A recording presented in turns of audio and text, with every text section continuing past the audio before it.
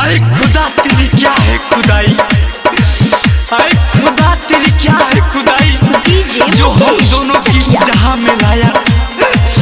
दुनिया पत्थर मारते मारते थक गई, लेकिन हमसे हमारी जान को जुदा न कर पाया। मिल जाई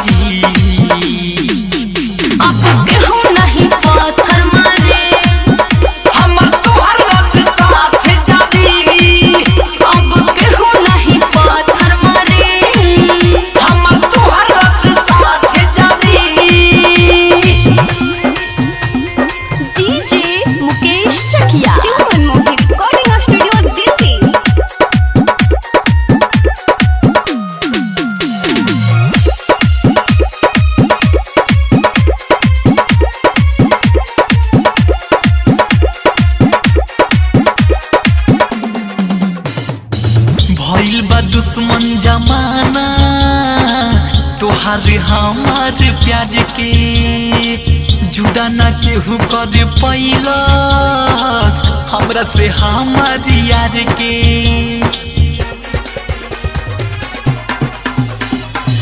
भइल बा दुश्मन जमाना तोहार हमार प्यार के, जुदा न केहू कर पैलस हमरा से हमारे यार के।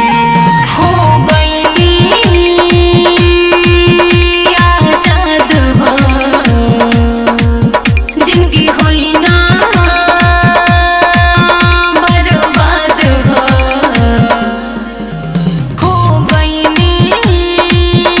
आजाद हो जिंदगी हुई ना बर्बाद हो। अब मरना है तना लोग घड़ी घड़ी,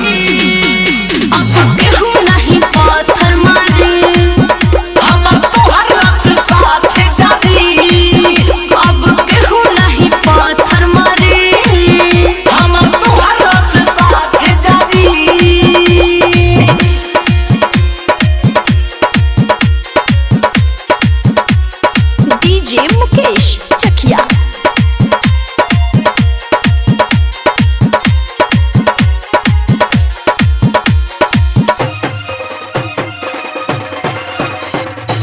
अमर रही प्यारे हो अब तई जन्मो जन्म ले, निकली जब साथे जनाजा सुनो रे बाबू करम ले।